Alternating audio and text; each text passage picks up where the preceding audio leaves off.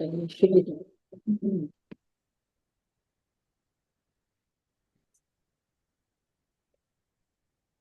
नमो अरहन्तान् नमो सिद्धाणं नमो आयर्याणं नमो भुवज्जायाणं नमो लोके सह्स्राणं।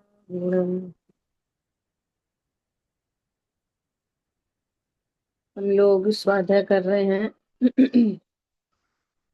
चर्चा चैतन्य की। और अपने चर्चा क्रमांक 5 पे स्वाध्याय चल रही है।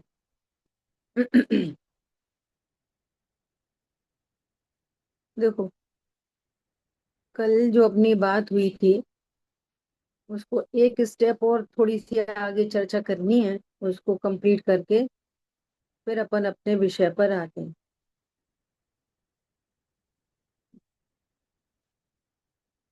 कल ये बहुत बात हुई कि दुख कैसे होता है ना। अब अपन उपादान से देखते हैं। देखो, जब जब उपादान अर्थात परिणति में दुख तो पर्याय में ही होता है। द्रव्य स्वभाव में तो दुख का काम ही नहीं है, वहां परिणमन ही नहीं है, तो सदा एक रूप रहता है ना। अब हम अकेला जीव को देखें। जैसे हम अकेला आम देख रहे हैं, वो आम भले ही कई चीजों के बीच में रखा है, भले वो पेड़ में लगा है या फल टूट के घर में आ गया, है ना।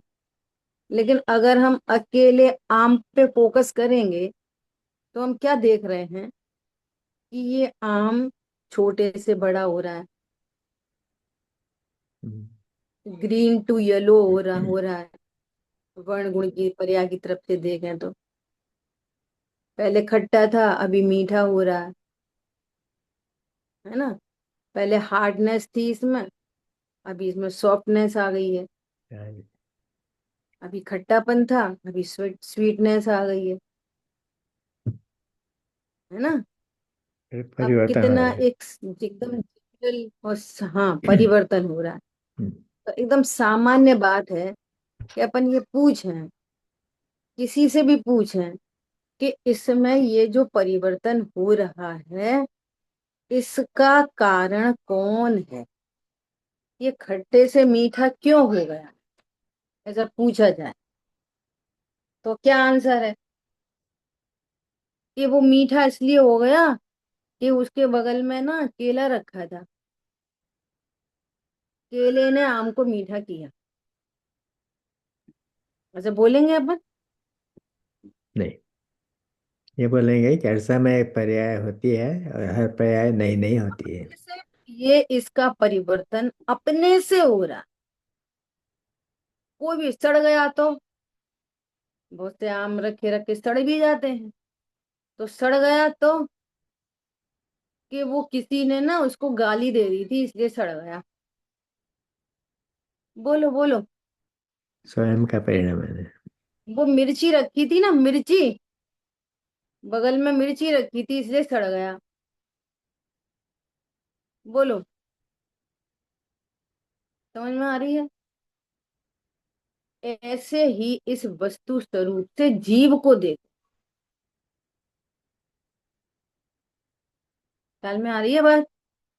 और मूल में आचार्य भगवान की गाथा है कि जीव अपनी क्रम नियत पर्यायों से परिणमता हुआ जीव जीव बना रहता है, और अजीब भी अपनी क्रम नियत पर्यायों से परिणमता हुआ अजीब अजीब बना रहता है। ख्याल में आ रही है बात। अब इस अज्ञान को अनादि से ये संस्कार है कि अपने में उत्पन्न होती हुई पर्यायों का कर्ता अन्य को जानता है, मानता है। इसलिए फिर अगेन दुख होता है, राग द्वेष उत्पन्न होते हैं, कषाय उत्पन्न होती है, पांच पाप उत्पन्न होते हैं। ख्याल में आ रही है बात? वो करता है कौन? अपनी कर्म अच्छा। नियत प्रयास से करता है। समझ में आ रही है बात? भले ही निमित्त रूप से अन्य द्रव्य उपस्थित हैं, लेकिन उपादान रूप से कौन है? कि स्वयं की पर्याय। समझ में आ रही है बात? अभी आप न तो बीच में शरीर को रखो, न बीच में कर्मों को रखो, और न नो कर्म को रखो, अभी किसी सबको गौड़ कर दो, अकेले जीव की पर्याय देखो। तो ज्ञान की पर्याय में देखेंगे तो ज्ञान की पर्याय में कभी कोई सा गे बन रहा, कभी कोई गे बन रहा, कभी कोई गे बन रहा, कभी कोई गे बन रहा। एक क्षण निगोद से लेके और अब तक एक क्षण खाली नहीं था जब ज्ञान में कोई ना कोई गे नहीं बना हो। और एक क्षण खाली था। अब उस ज्ञान में गेयाकार बनने में किसने हेल्प की है? किसने हेल्प की है? प्रकाश ने, गुरु किस जी ने, किसी ने नहीं। गेयों ने। यह ज्ञान की पर्याय स्वयं ही परिणमित हुई है अपने ज्ञाकार को लेके। समझ में आ रही बात? देखो क्या बोला जा रहा है, समझ में आ रही बात? तो हम समझा रहे और तुम समझ रहे? नहीं। प्रत्येक जी। हम्म। क्या बोला पायल ने, क्या बोला? अनम्यूट करके बोलो। ये भी मेरा ही हम्म, ज्ञान है जिससे मैं समझ रही हूँ। हाँ, ये ख्याल में आ रही है बात? अपना ही ज्ञान है। और पर का उपदेश वो निमित्त है। और समझा तो निमित्त, नहीं समझा तो काय का निमित्त। उपादान होने पर निमित्त पे आरोप आता है ना? तो जैसे ज्ञान अपने ज्ञेयाकार को लेके उत्पन्न होता है, इसी प्रकार चारित्र की परिणति में भी तीव्र कषाय, मंद कषाय, राग द्वेष, क्रोध मान माया लोभ, तीव्र क्रोध, मंद क्रोध, तीव्र आकुलता, मंद आकुलता, ये अपने से ही होती है, अपने उपादान से होती है। ख्याल में आ रही है बात?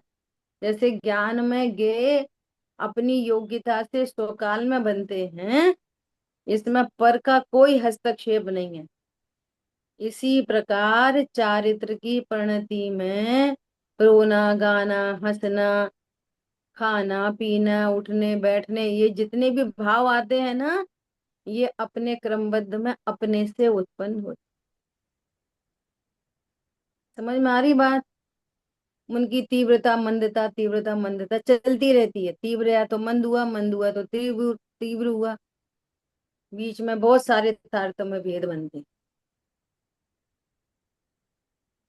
अब देखो, जिस समय वो आम थोड़ा ग्रीन से थोड़ा येलो हुआ, तो जितना येलो हुआ ना, उतनी ही सॉफ्टनेस, सॉफ्टनेस भी आई, उतनी ही मिठास भी आई। ऐसा नहीं हो सकता आम हार्ड का हार्ड रह जाए और अंदर मीठा हो जाए।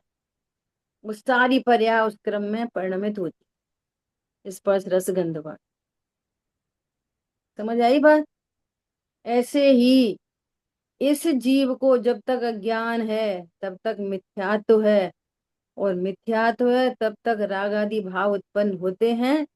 और उनकी जाति वही अनंतानुबंधी और तीव्र मंद, तीव्र मंद, बस वो चलता रहता है। अब तीव्र मंद को राग द्वेष कह दो, तीव्र मंद को क्रोध मान माया लोभ कह दो, तीव्र मंद को पांच पाप कह दो, तीव्र मंद को पूजा पाठ दया दान बोल दो। इस तरह के परिणाम होते रहते। कैसे होते हैं? अपने उपादान से। ख्याल में आ रही है बात? अब लगाओ कल की फिर से वही बात कि इधर तो दुखी होने की योग्यता उस पर्याय में आ रही है, चारित्र गुण की विकारी पर्याय में दुखी होने की योग्यता है ना, अपने अपने स्वकाल में अपनी योग्यता से वो दुख उत्पन्न हो रहा है। और उसी समय ज्ञान में कोई गे बना है। अब वो उंगली, टूटी उंगली समझ लो, कि सिर का दर्द समझ लो, कि पेट का दर्द समझ लो, कि किसी ने गाली दी, किसी ने बुरा कह दिया, या कुछ नुकसान हो गया, वॉट एवर, वो ज्ञान में उसी समय कोई गे, उसी समय चारित्र मोहिनी कर्म का उदय, उसी समय कोई बाहर में नौकर। ये चार कंडीशन बन रही, और सारी कंडीशन अपने अपने से बन रही है। नो कर्म तुम्हारे लिए नहीं, नो कर्म अपने से परिणमन कर रहा है, द्रव्य कर्म का उदय अपने से आ रहा है, ज्ञान में ज्ञेयाकार अपने से बन रहे हैं, उच्चारित की परिणति में उस संबंधी क्रोध। अब ये चारों को जो न्यारा न्यारा जान ले, समझ में आ रही है, तो वो सम्यक दृष्टि होने की पात्रता में आता है। और इसका कर्ता कभी तो द्रव्य कर्म को दे, कभी ज्ञान में परलक्ष्य हुआ इसको दे, कभी इसका कर्ता नो कर्म को कहे। समझ में आ रही है बात, नहीं आ रही है? अब हुआ किससे है? अपनी उपादान योग्यता दीदी, से। दीदी मैं बोलिए। बोलूं हम्म। कि जब हम सुखी दुखी होते हैं तो अपनी स्वकाल की योग्यता से होते हैं, तो उस समय हम्म। ज्ञान में कुछ गे बनते हैं। अ, तभी हमारी चारित्र की पर्याय में सु, नहीं, नहीं। राग द्वेष उत्पन्न होते हैं, उसी समय ज्ञान में कोई गेय बनता है, उसी समय कर्म का उदय भी रहता है, उसी समय सामने कोई नो कर्म उपस्थित भी हो सकता है, कभी नहीं भी हो भी सकता है। समझ में नहीं आ नहीं रही है बात? नहीं नहीं, आपने नहीं, पहले आपने समझाया वो दूसरी तरह से समझाया कि जब हम सुखी दुखी होते हैं तो स्वकाल में हम्म। होते हैं, तब ज्ञान में हम्म। कुछ गे होता है, और हम्म। उस समय बाद में मैं नहीं बैठा सकी। कर्म का उदय भी होता है उसी समय, और उसी समय कोई अन्य नो कर्म भी उपस्थित हो सकता है। ऐसी चार तरह की कंडीशन बन रही हैं। अब ये समझनी पड़ती तो वो क्या कहता है, एक वो मेरे सिर में दर्द हो रहा है इसलिए मैं बहुत दुखी हूँ, ओ मेरी उंगली टूट गई इसलिए दुखी हूँ। तेरी परिणति में दुखी होने की योग्यता आई है, तू इसलिए ही दुखी है, किसी अन्य के कारण दुखी नहीं है। बहुत समझ में आ बढ़िया। रही बात? हाँ। न ज्ञेय के कारण दुखी है, न कर्म के उदय के कारण दुखी है, और न किसी नो कर्म के कारण दुखी। और यही योग्यता स्वभाव का आश्रय करने पर योग्यता बदल जाए, बदल जाए तो कहने की बात है, बदल जाती है क्रम में ही।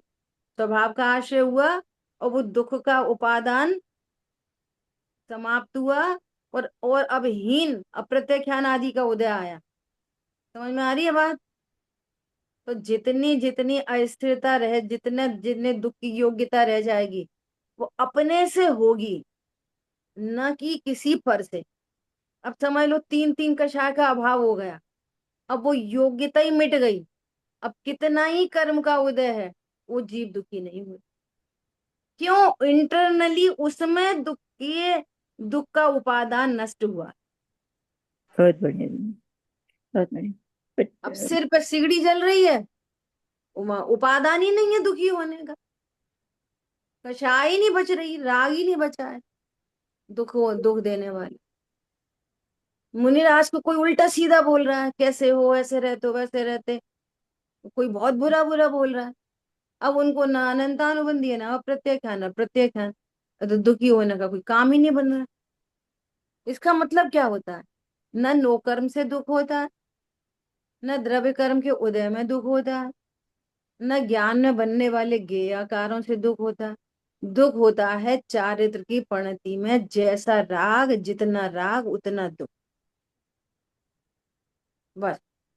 इससे कोई, अच्छा कितनी बार कैसा होता है, ना उंगली टूटी है, ना सिर में दर्द है, ना किसी ने कुछ कहा है, वो घर में सब अनुकूलता है, तो भी कितनी बार नहीं होता ऐसा, आज पता नहीं कैसा लग रहा है, मन ही नहीं लग रहा, आज ऐसा लग रहा है कि थोड़ा रो लें। बोलो किसी ने तो कुछ बोला नहीं, और क्यों, किसी ने कुछ कह दिया कि नहीं, कुछ नहीं कहा। ख्याल में आ रही है बात? कोई उल्टा सीधा सपना देख लिया, ज्ञान में कोई गे बन गया कि नहीं, कुछ नहीं। अपने ही उपादान में उस संबंधी दुखी होने की योग्यता है। अब वो जेठानी हमसे कोई उल्टा सीधा बोल के चली गई, अब जेठानी भी नहीं है, तो भी कोई रिकॉल करके दुख हो रहा, जेठानी है ही नहीं सामने, कुछ भी लगा लो, जेठानी देरानी भाई बहन, समझ में आ रही है? अब वो है ही नहीं सामने, किसी ने कुछ बोला ही नहीं है। ख्याल में आ रही है बात? तो ये दुखी होने की योग्यता उस जीव की, इंडिविजुअल की, अपनी अपने षटकारक से, अपने उपादान योग्यता से, अपने द्रव्य में होती है। उसका नियामक कारण वो ही पर्याय है, आगे पीछे कोई नहीं। हाँ, आप दुखी हो तो कर्म पे आरोप डालो, ये दुखी हो तो गेयों पे आरोप डाले, ये दुखी हो तो नो कर्म पे आरोप डाले, ये दुखी नहीं हो तो किस पे आरोप डाले? पॉइंट पकड़ में आ रहा है? दुख की योग्यता ही नहीं, हम में किस पे आरोप डालेंगे? और देखो, कर्म के उदय से भी यदि कर्ता कर्म की तरह यदि दुख होता हो, तो ये जीव कभी सम्यक दृष्टि नहीं हो पाएगा। कर्म का उदय है, परिणति स्वभाव सन्मुख है, वो कर्म उदय में तो आया नहीं, निर्जरित हो गया उल्टा। समझ में आ रही है बात? तो कर्म जबरदस्ती किसी को राग करा देता है, और राग होने पर जबरदस्ती दुखी होना पड़ेगा। नहीं। और कोई हमें उल्टा सीधा बोलेगा तो हमारी हमारी चाबी दूसरे के हाथ में है, कि कोई हमें बुरा बोल दे तो हमें दुखी होना ही पड़ेगा, कोई हमें भला बोल दे तो हमें सुखी होना ही पड़ेगा। बोलो। नहीं। अभी आप स्वाध्याय की बात नहीं करो, जनरल बात करो, तो देखो कैसी बात बनती है। कोई नुकसान हो जाए और उसके पीछे कोई बड़ा फायदा दिख रहा हो, तो वो नुकसान में दुख नहीं होता। ख्याल में आ रही है बात? जैसे आपकी कोई बिजनेस है, और बिजनेस में किसी व्यक्ति ने आपको 5,000 का घाटा दे दिया, लेकिन वो 2 करोड़ का आपको ऑर्डर प्लेस कर रहा है, क्या करोगे? 5,000 के घाटे में दुख होएगा नहीं होएगा? घाटा हो रहा है और दुख नहीं हो रहा। समझ में आ रही है बात? तो ये कर्ता कर्म नहीं है यहाँ कहीं भी। योग्यता हो दुखी होने की तो उन्हीं कंडीशंस में दुख होता है, और योग्यता नहीं हो दुखी होने की तो उन्हीं कंडीशंस में दुख नहीं होता। मिथ्या दृष्टि को भी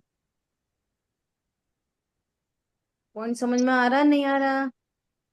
हाँ, हाँ जी दीदी। हाँ जी दीदी।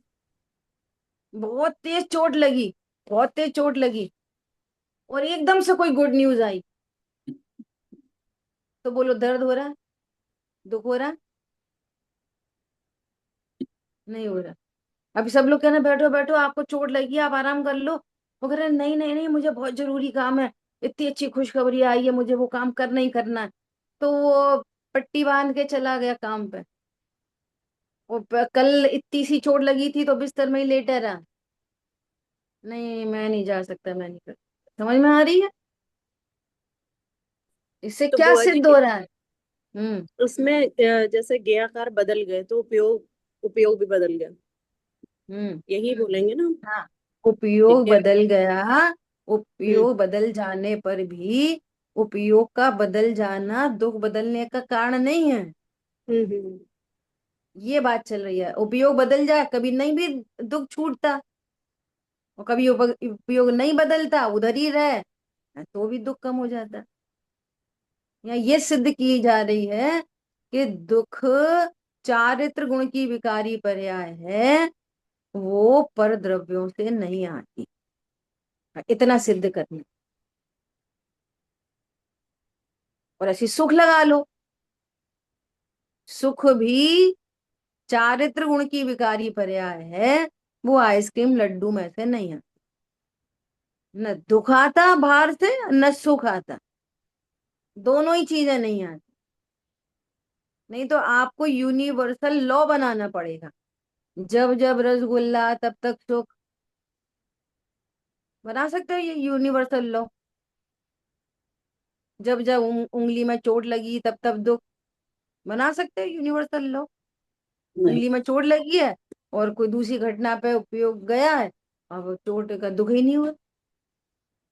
लेकिन जब जब मोह तब तक दुख, जब जब राग तब तब दुख, जितना राग उतना दुख, ये यूनिवर्सल लॉ है, ये नहीं बदला जा सकता। समझ में आ रही है? जितना जितना स्वभाव का आश्रय उतना उतना सुख, जितनी जितनी वीतरागता उतना उतना सुख, ये यूनिवर्सल लॉ है। इसको नहीं अपन कर सकते, नहीं वीतरागता तो हो गई पर दुखी थे, नहीं, इम्पॉसिबल। ख्याल में आई? नहीं, राग तो था पर हम तो बहुत सुखी थे, कि इम्पॉसिबल। हाँ, ये वाली बात अलग हो सकती है कि अज्ञानी मंद कषाय को सुख समझे और उससे बोले मैं सुखी हूं। ये अलग बात, वो सुख नहीं है। वो अनंतानुबंधी संबंधी मंद कषाय सुख नहीं है, अप्रत्यख्यान संबंधी मंद कषाय सुख नहीं है, कहीं भी मंद कषाय सुख नहीं है। और सबसे बड़ा एग्जाम्पल है, छठवां गुणस्थान सुख का गुणस्थान नहीं है, ये तो प्रसिद्ध बात है। और सातवां गुणस्थान आनंद का गुणस्थान है। ख्याल में आ रही है बात? ये यूनिवर्सल लॉ है। क्लियर हो गई बात? ये मुझे कल वो विचार आया था, तो अब ये सिद्ध करो, जब जब दुख हो, इतनी कल की और आज की चर्चा का हल क्या है? जब जब दुख हो, जब जब क्रोध हो, जब जब कषाय हो, जब जब मान हो, जब जब सुख सा लगे, तो ये विचार करना कि ये मेरी पर्याय है, मेरे से उत्पन्न हुई, इसमें पर का कुछ नहीं है। उनने बहुत बुरा बोला इसलिए गुस्सा, इसलिए मुझे बुरा क्रोध आया, झूठी बात है। इसी का नाम मिथ्यात्व। तेरी पर्याय में क्रोध की योग्यता, तेरी पर्याय में बंध की योग्यता। ख्याल में आई बात? इस पूरी चर्चा का कंक्लूजन ये है कि अब ऐसा यहाँ घटित हो तो तुरंत विचार करना और भेद ज्ञान करना, अपनी प्रॉपर्टी बनाना। ये इसका नाम प्रैक्टिकल है। प्रैक्टिकल करो, प्रैक्टिकल करो कि चुप रहो, नहीं नहीं नहीं, ये प्रैक्टिकल नहीं है। कोई कुछ भी बोले शांत रहो, ये प्रैक्टिकल नहीं है। कोई परद्रव्य अनिष्ट भाषित नहीं हो रहा, ये है प्रैक्टिकल। क्या बोला? कोई भी परद्रव्य इष्ट अनिष्ट भाषित नहीं हो, इसका नाम है प्रैक्टिकल। अनिष्ट भाषित हो रहा है और चुप रहो भैया, चुप रहो चुप रहो, और चुप रहने की योग्यता आई है, तुम चुप नहीं हो। क्या कहा? वो चुप रहने वाली योग्यता ही आई है, आप चुप नहीं हो। आप तो बहुत बोल रहे हो ऐसा देखा जाए तो। क्यों? अनिष्ट की कल्पना है और चुप रहो, इष्ट की कल्पना है और चुप रहो। चुप रहने से क्या होता है? कुछ नहीं होता।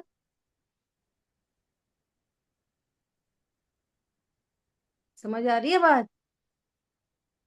ऐसे बहुत रहस्य हैं। एक एक लाइन खुलती है द्रव्य गुण पर्याय की, तो उसकी था नहीं है, ये समझ लो। बुआ जी, ये चारित्र गुण की विकारी पर्याय जो मेरी है, इसमें क्रोध मान माया लोभ सभी कुछ आएगा ना? सब, सिर्फ क्रोध क्रोध आएगा मान है ना? ये सारी सब चीजें सब, क्रोध मान माया लोभ हिंसा झूठ चोरी कुशील परिग्रह हास्य रति अरति पूजा पाठ दया दान, सारे प्रणाम, सारे अशुभ सारे शुभ भाव, सब टोटल, पूरे शुभ भाव और पूरे ही अशुभ भाव।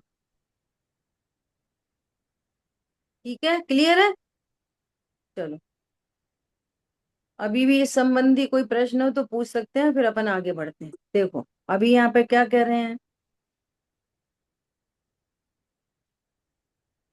हम्म, ये बात चल रही थी कि सुबुद्धि हो, है ना, तो वो गायक को ढूंढने जाए और गायक गायब हो जाए, ऐसा कैसे बनेगा? तो कह रहे हैं गायक तो सदा उपलब्ध है, वो धोखा नहीं देता कभी भी, वो इसके साथ ही रहता है हमेशा। ये बात ठीक है कि अभी इसका दिमाग खराब है, लेकिन कभी सुधर जाए तो फिर मुझे कहाँ ढूंढेगा। देखो, ध्रुव की तरफ से बात कर रहे हैं, इसलिए कभी साथ नहीं छोड़ता, वो पिता पुत्री जैसा ही है। भाई इसको पर्याय को तो दिमागी बीमारी है, तो ठीक है, ये भी क्या करेगी, जब ये बीमारी मिटेगी, ठीक होगी, तब ये मेरी तरफ ही दौड़ेगी, तो मुझे उस समय उपलब्ध रहना चाहिए। ये ध्रुव की मुख से इतनी बात कर रहा है, ध्रुव नहीं ऐसा विचार करता। समझ आई बात? ऐसा, ये दौड़े ना दौड़े, मैं तो उपलब्धमान हूँ।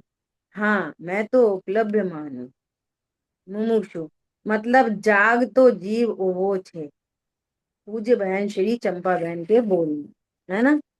हाँ, वही होता है सब कुछ, जो, अब सुनो ध्यान से सुनना आप, है ना, जो अनुभूति में आता है वो एकदम विद्यमान है, प्रगट है, प्रगट अनुभव में आता है, अनुभव में तो प्रगट आता है। कैसे?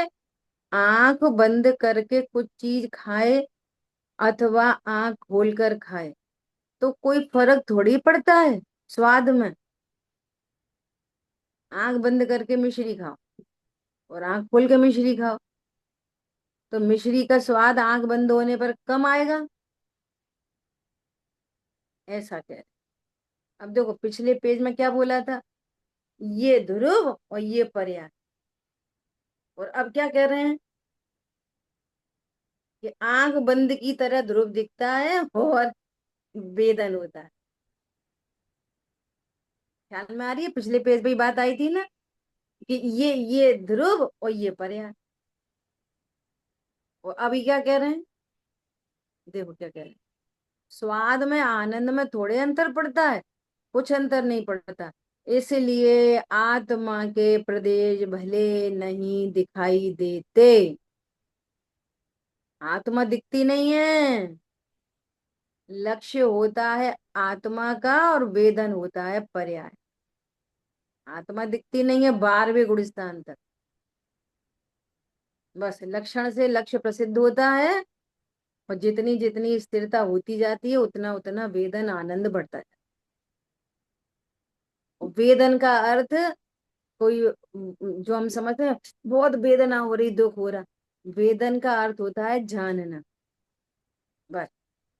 ठीक है, इसलिए आत्मा के प्रदेश भले दिखाई नहीं देते, लेकिन प्रदेश नहीं दिखाई देने पर भी, अब सुनो सुनो, उसका स्वरूप अपन ने निर्णयात्मक ज्ञान में निश्चित किया है कि मैं चिन्मात्र तत्व हूँ।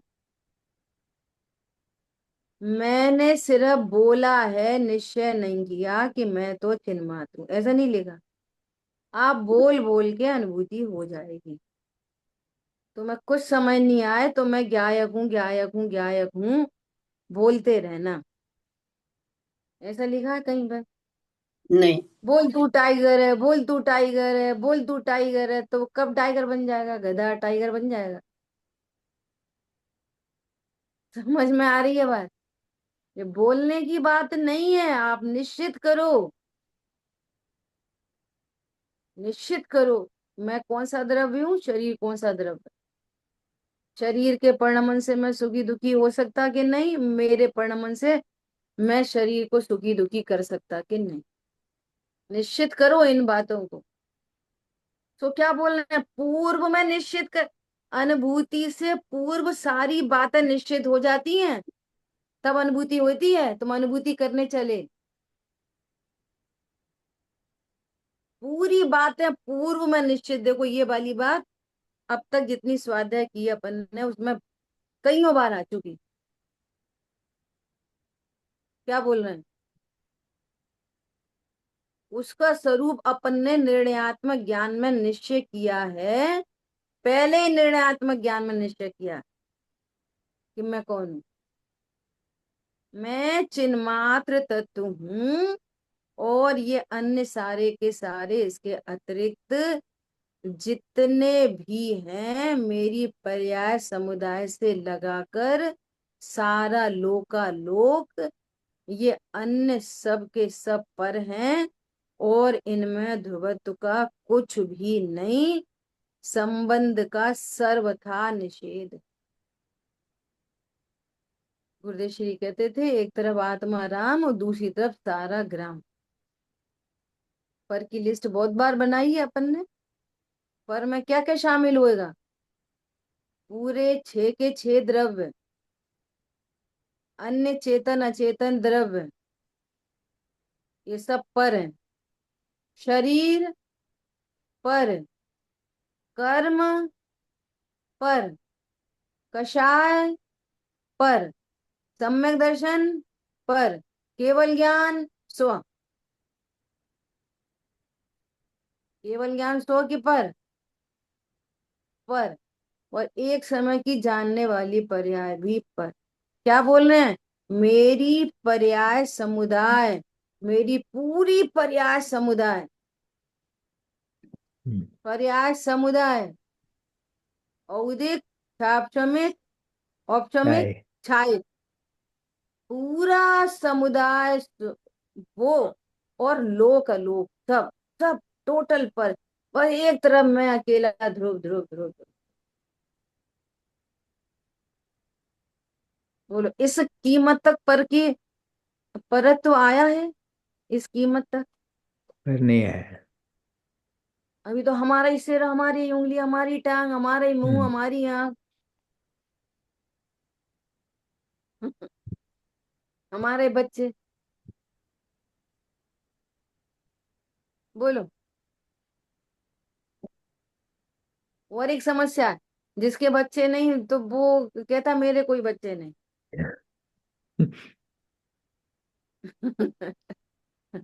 तो इसको बच्चों से बेध्यान हो गया ना कि मेरे कोई बच्चे नहीं। नहीं। समझ में आ रही है बात। हम्म।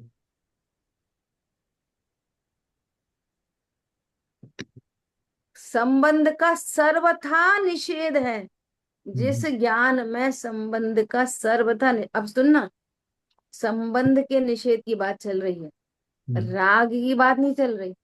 हम्म। संबंध का निषेध होने के बावजूद शेष राग रह जाता है। हम्म। रामचंद्र जी को सीता जी के साथ कोई संबंध नहीं है, संबंध का निषेध है, तो भी फिर अप्रत्यक्षान राग। है। ये साइंस नहीं पकड़ में आ रही, तो भी अप्रत्यक्षान राग है। अरे मुनिराजों को भी 3 कषाय के अभाव की भीतरागता है, संबंध का पूरा निषेध है, तो भी संजुनन राग में हम्म। संग को, संग के प्रति राग होता है, उनको देखा देखी का हम्म। प्रतिक्रमण, आलोचना, निंदा आदि का कार्यक्रम चलता है, है। और संबंध का टोटल निषेध है। ये दर्शन मोह अलग चीज है, चारित्र मोह अलग चीज है। हम्म। दर्शन मोह संबंध स्थापित करता है, हम्म। और चारित्र मोह संबंध स्थापित नहीं होने पर भी शेष आसक्ति रहती। ख्याल में आ रही है बात। हम्म। पहले बहुत बार एग्जांपल दिया, एक बालकनी से नया डायमंड सेट लेके आए थे, हम्म। और स्लिप हो गया, गिर गया। हम्म। बहुत अच्छा एग्जांपल है ये भी। बोलो, आपको लगता है कि सोन नीचे गिरेगा तो सोना चांदी हो जाएगा? नहीं। नहीं। कभी नहीं। लोहा बन जाए, जितनी ऊपर से गिरेगा उतनी बेकार वो हो जाएगी। बोलो सोने की कीमत में कोई फर्क पड़ेगा? नहीं। और सोना रोज बढ़ रहा है तो रेट बढ़ जाएगी घट जाएगी गिरने से? समझ कोई में आ रही है बात? कोई कुछ विकल्प नहीं नहीं आता घटेगी है। बढ़ेगी।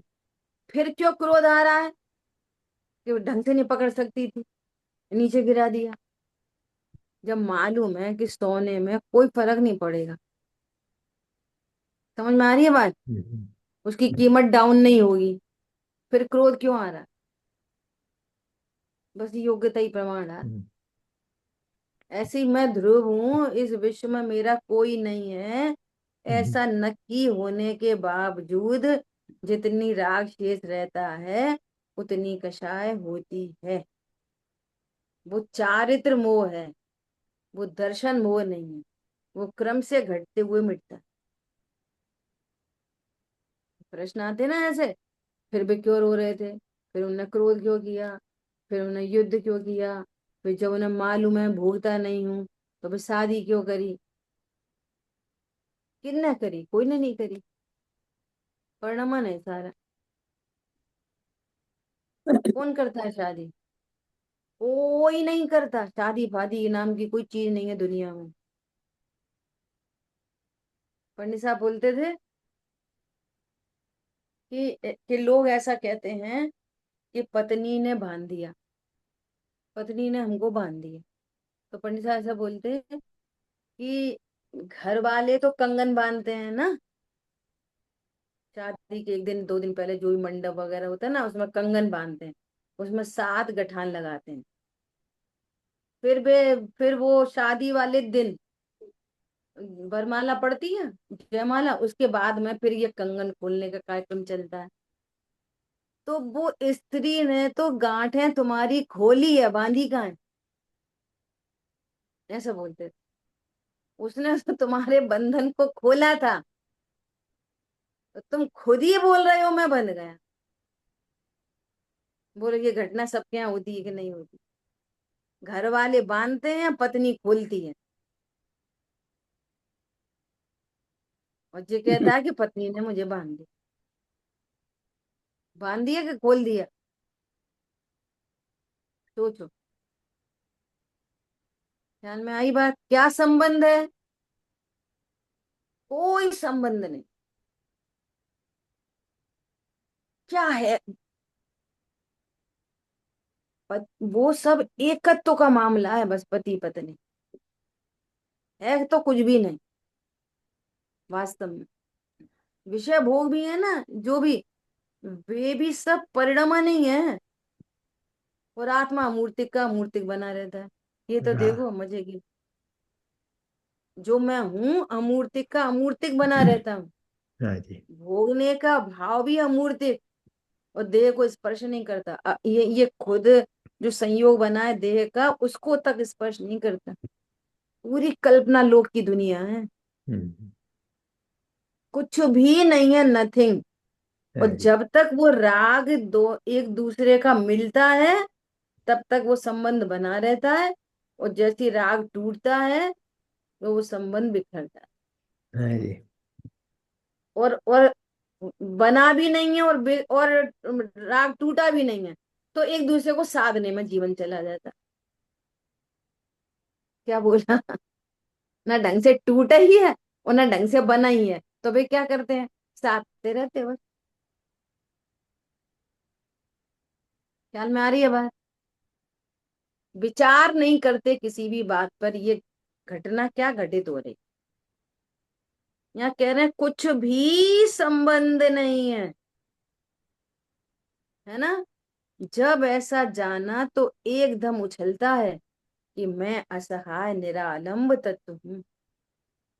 असहाय मतलब दीन नहीं, असहाय मतलब जिसको सहायता की जरूरत नहीं, उसका नाम है असहाय। है ना?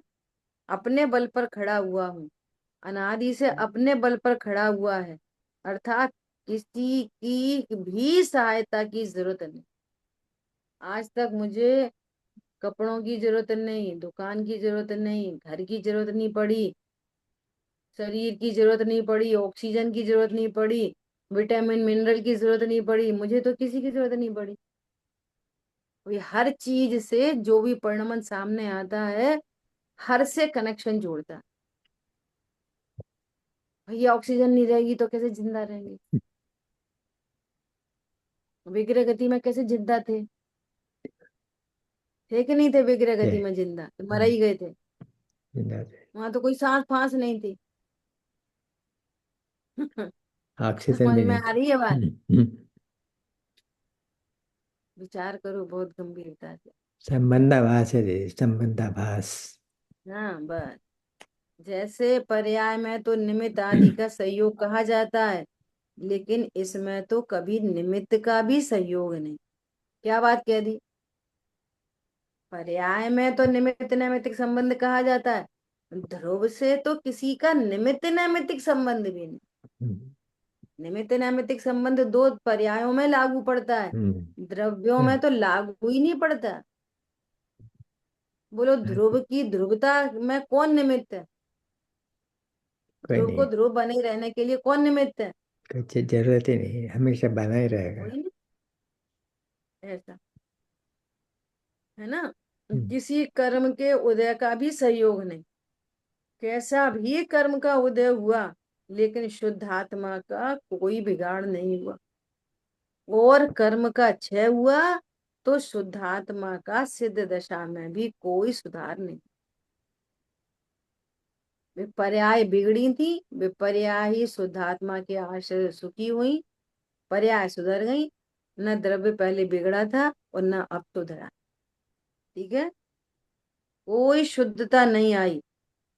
इस तरह प्राचीनतम पुरातन शुद्ध, ऐसा शुद्ध तत्व मैं हूँ और संपूर्ण हूँ, क्योंकि संपूर्ण अनंत गुणों को लेकर बैठा हूँ, अनंत शक्तियों का पिटारा हूँ एकदम। बस फिर प्रसन्नता ही प्रसन्नता। ऐसा मैं अपनी महिमा है। पंडित ने बहुत अच्छा अर्घ लिखा है देशाटन की पूजन का। निज से उत्तम दिखे न कुछ भी, पाई निज अनर्घ माया, निज में ही अब हुआ समर्पण, ज्ञानानंद प्रगट पाया। निज से उत्तम कोई दिखता ही नहीं। मुझे किसी की हेल्प की जरूरत नहीं। ठीक है, चाहे जिन वाणी के ज्ञान से सूझे लोकालो, वो वाणी मस्तक ये तो हूँ धूप। दाशांगमयी जिन वाणी माता। जय जय जिनेन्द्र। जय जिनेन्द्र सब। जय जिनेन्द्र।